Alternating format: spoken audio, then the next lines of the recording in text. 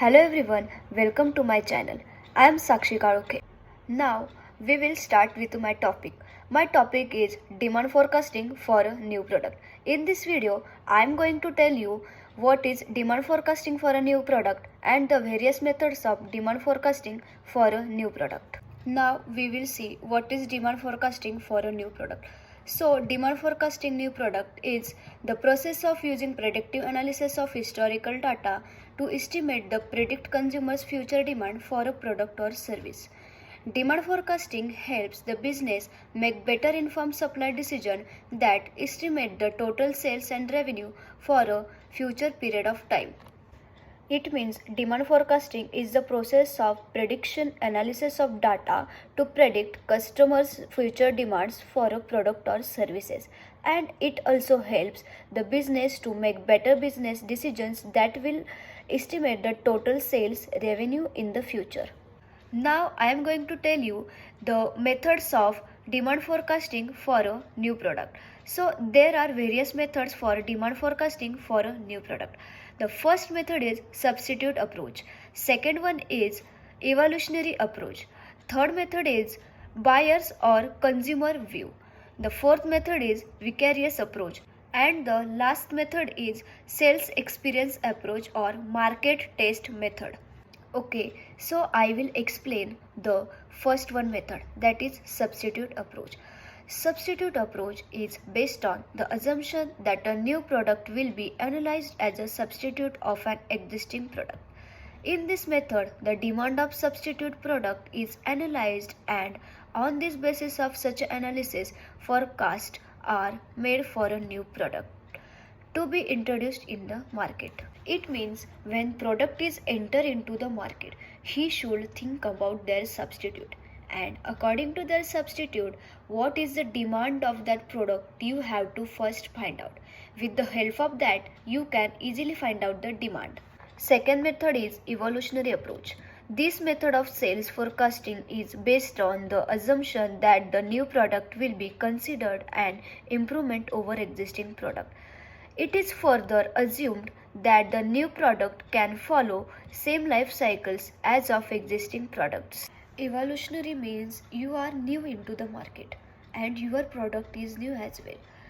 And product will be considered improved product in market as compared to another products of the market. Your product can follow some life cycles as of existing products of market also. So the third method is buyers or consumers view.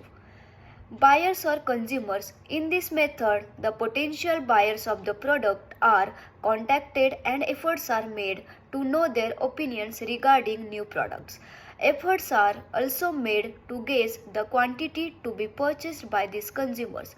Sales forecasts for the new product are based on these opinions and estimates. By this buyer or consumer view method, we can know the opinions of consumers regarding our new product. Sale forecast of new products are also based on these opinions. Now fourth method, that is vicarious approach or expert's opinion. This approach of sales forecasting for a new product is based on the opinion of experts in the field of marketing, who knows the needs, desires, tastes and preferences of customers. Experts are contacted and their opinions are collected regarding the utilities and possible demand of the product. Sales forecasts are prepared on the basis of opinion of these experts.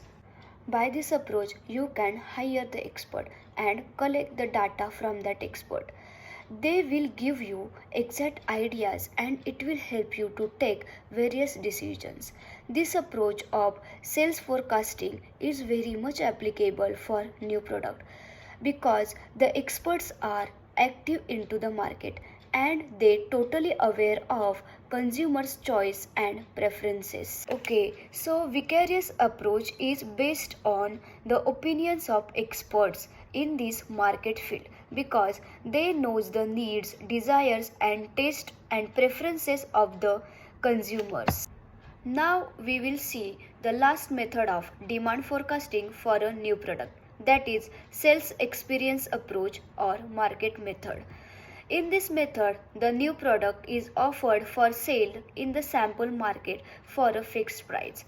The result of the sales of the product are considered to be the base of forecasting the demand for the new product. The result of sales of the product in these segments are collected the deeply analyzed. In this method, we have seen when we offer new product into the market, like sample product into the market. This is for the fixed period of time. So we can test that particular product and we can see the demand of that particular product into the market.